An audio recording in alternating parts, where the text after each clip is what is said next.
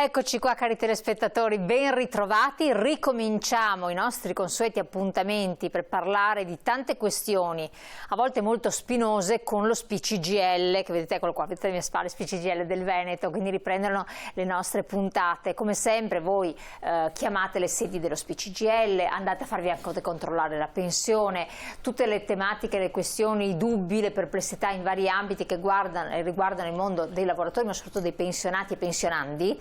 È meglio risolverlo che andando direttamente presso le sedi oppure fissando un appuntamento. Qui in trasmissione noi affronteremo con i nostri esperti, i nostri ospiti dello SPI, le questioni principali, quelle grosso modo, senza analizzare il caso specifico perché non è possibile farlo, però vi farà capire quelle che sono le, tra virgolette, battaglie sindacali eterne, perché ormai anni continuano a ripetersi su certe questioni. Una di queste, sollecitata anche tante volte proprio da voi, è quella che riguarda le RSA, le case di riposo. Sono un problema grosso dal punto di vista sia per quelle pubbliche che quelle private, per chi ci lavora e per chi ci deve entrare, per le famiglie, lo sappiamo, e il sindacato se ne occupa da molto tempo. Allora facciamo un po' un quadro generale con i nostri ospiti che vi presento quest'oggi, sono ben ritrovati dopo il periodo estivo, anche se alcuni di voi hanno lavorato sempre praticamente.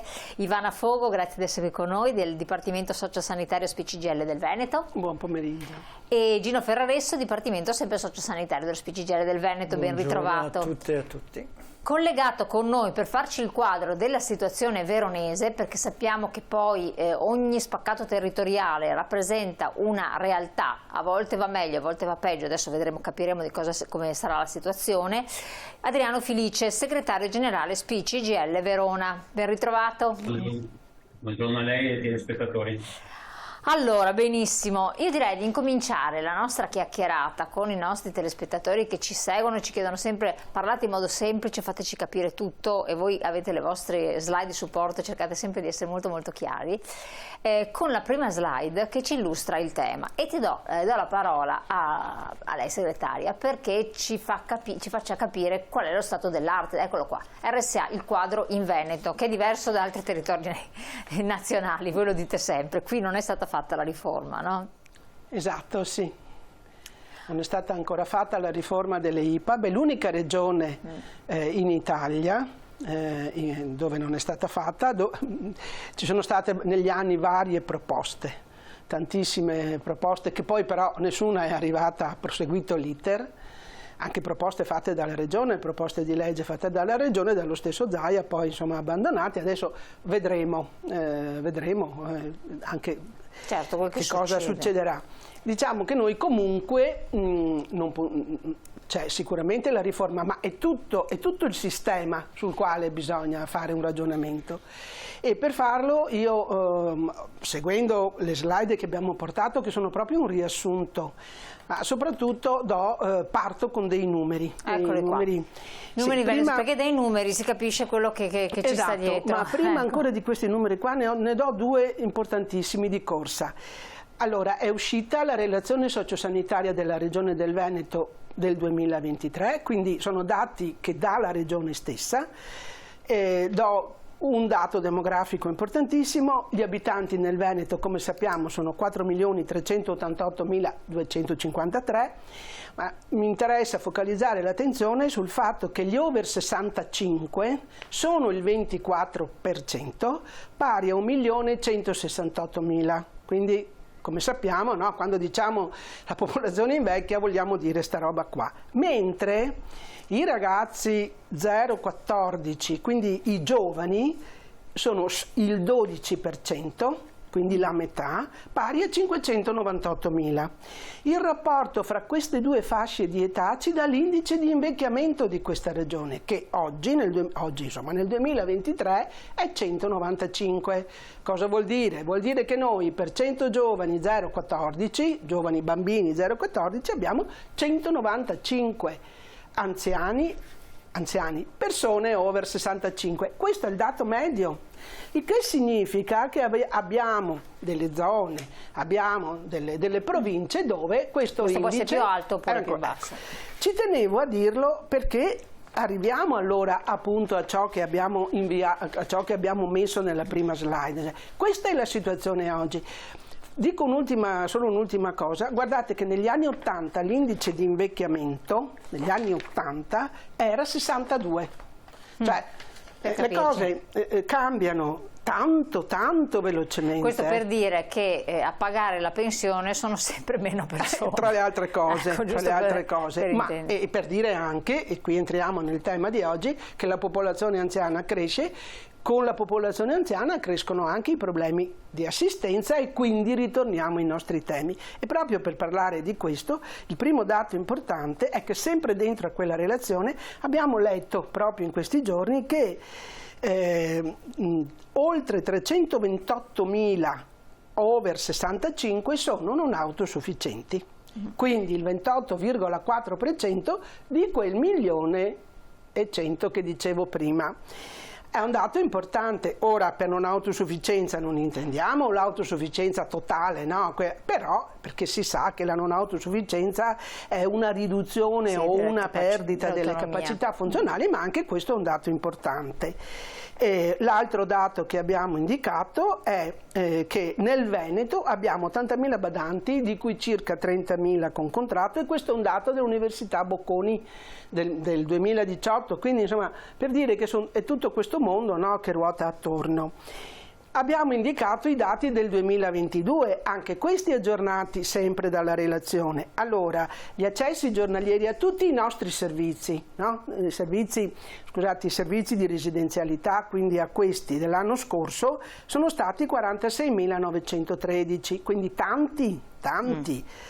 Di quei anziani in RSA sono stati 30.755 e di questi 30.000, 26.509 usufruiscono della impegnativa di residenzialità. Quindi il DR vuol dire impegnativa di residenzialità, cioè sarebbe quell'aiuto economico che arriva dà la regione, che la regione dà, ecco, per la quota sanitaria, no? Ma poi ce ne sono anche 1.315 senza impegnativa di residenzialità, che magari sono non autosufficienti e se vogliono entrare in casa di riposo pagano tutto completamente perché non c'è l'impegnativa. Poi ce n'è anche qualche altra percentuale che è ancora in fase di esame, oppure, e quindi questi sono i dati importanti. Parlando dell'impegnativa di residenzialità, la descriviamo meglio nella slide successiva e diciamo di che cosa appunto si tratta, perché è importante che i nostri cittadini a casa capiscano, non solo i cittadini ma anche le famiglie delle persone che magari hanno bisogno.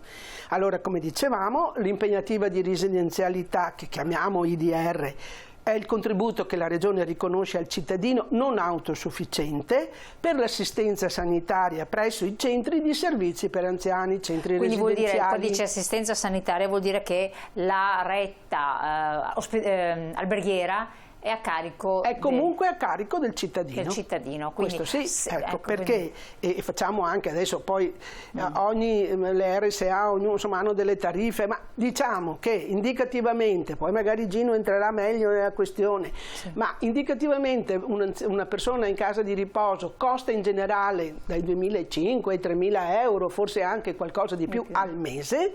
Una parte la dà la Regione, la parte che la riconosce la Regione in base alla gravità della non autosufficienza che ha la persona, e dal 1° luglio dell'anno scorso, perché poi insomma l'anno scorso c'è stato anche un cambiamento, la Regione ha cambiato il sistema, il modo di sovvenzionare insomma la stessa IDR, quindi di dare queste risorse. Da luglio dell'anno scorso il contributo prima erano 2 contributi, adesso il contributo è unico, pari a 52 euro al giorno. Quindi indicativamente per un mese di 30 giorni ciò che la Regione mette sono 1.500 euro, quello che manca è la quota alberghiera che la mette la famiglia, la mette il cittadino.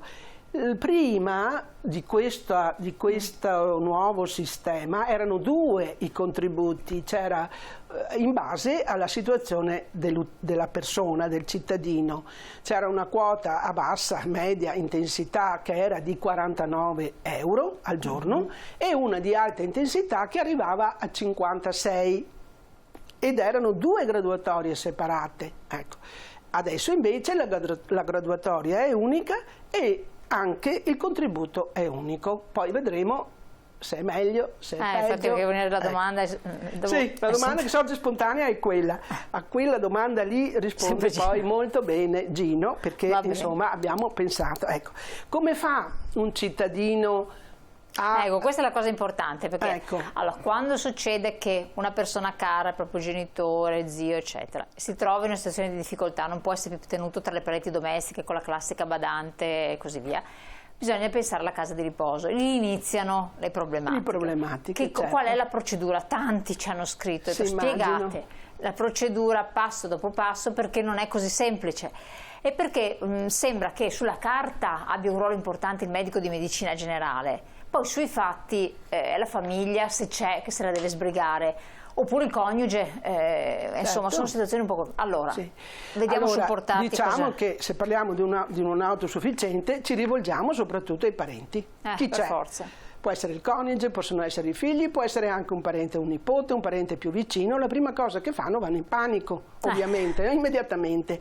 Per questo noi continuiamo a dire, e ci teniamo a dirlo anche qua, che almeno di quello che c'è cerchiamo di usarlo. Allora la prima cosa che si deve fare è o di andare dal medico di base, ok, comunque a portare la problematica e anche lui dà delle indicazioni, o ancora, meglio ancora, rivolgersi al distretto sociosanitario del proprio territorio.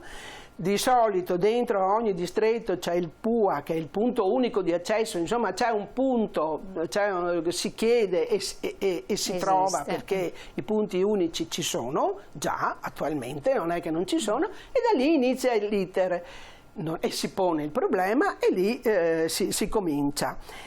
Non è un percorso facilissimo, non è che nel giro di 3 giorni, no. Bisogna prendersi per tempo. No, bisogna, si comincia, perché in quel momento lì, anche attraverso il medico di base, si instaura parte quel famoso processo che porta, deve essere fatta una valutazione della persona, se è un non autosufficiente, il grado di non autosufficienza, e questo avviene attraverso l'unità di valutazione, c'è una slide, nella slide è scritto, l'unità di valutazione multidimensionale distrettuale. Cosa vuol dire multidimensionale? Non è una parola così, insomma, fuori dal mondo, ma si fa un'analisi generale della situazione dell'utente, del cittadino. Ecco, scritto a parte a destra. Ecco, sia dal punto di vista fisico che anche, insomma, dal punto di vista della capacità, insomma, di interagire, e lì poi da questo ne nasce, c'è una commissione che analizza o la documentazione o la persona stessa, e questa commissione compila la scheda di valutazione multidimensionale dell'adulto e dell'anziano. La famosa scheda SVAMA. La famosa scheda SVAMA, che qualcuno ha sentito parlare e pensa che sia... No, è questo. È una valutazione, è una scheda di valutazione che può cambiare, però, che può cambiare nel tempo. Certamente, perché ci può essere un aggravamento. Poi lì loro stabiliscono se è una valutazione permanente, se invece è una transitoria. Dentro io ritorno a inserire il medico di base, perché dentro a questa commissione quasi sempre c'è il medico di medicina generale, ci sono degli assistenti sociali, ci sono, insomma, ecco, quindi il distretto è il luogo giusto. Si ha la risposta in 3 giorni? No. Ci vuole del tempo, perché devono uscire le commissioni, perché la commissione deve fare la valutazione e la deve depositare. Quindi la persona fisicamente deve essere portata in questo... Potrebbe anche non essere portata, dipende da com'è la persona. In qualche caso c'è, per esempio, la persona potrebbe ancora essere in ospedale, per dire, no? Perché tanti sono i casi. Infatti, esatto, potrebbe essere che c'è una persona che diventa, per una serie di ragioni, non autosufficiente, non è.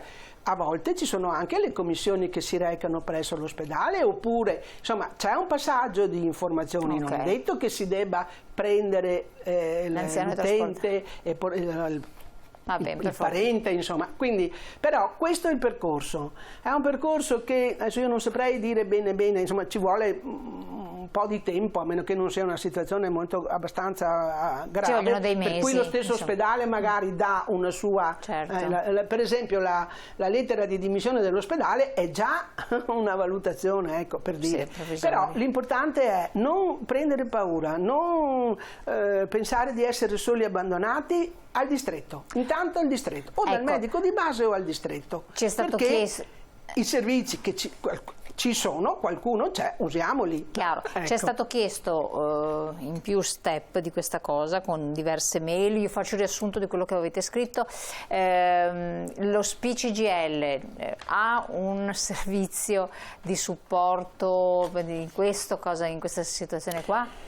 Allora, così generalizzato, così in tutti i territori probabilmente no, però insomma comunque si stanno attivando in tutto il territorio dei nostri territori, certo, nelle nostre province, insomma a seconda di quello che abbiamo, per poter far fronte. Anche uno sportello che noi chiamiamo lo sportello sociale, e questo sportello sociale in qualche caso può anche dà delle informazioni. Chiaro. Attenzione, perché non fa niente, dà delle informazioni, questo è già perché importante. i percorsi sono descritti ci sono le leggi, le delibere, la regione. No, ma non entriamo nello specifico, dà delle indicazioni. I percorsi ci sono e quindi non è lo SPI, però facilita, può facilitare l'informazione. Ecco. Allora, pubblicità, dovete seguirci, il tempo letteralmente vola, dobbiamo dare spazio anche agli altri, per cui ci saranno altri numeri, però ci serviranno per capire un po' la situazione, li passeremo veloci subito dopo la pubblicità, poi passiamo con Verona e poi vediamo un po' nell'ultima parte invece che cosa non va e che cosa bisognerebbe fare, tra poco.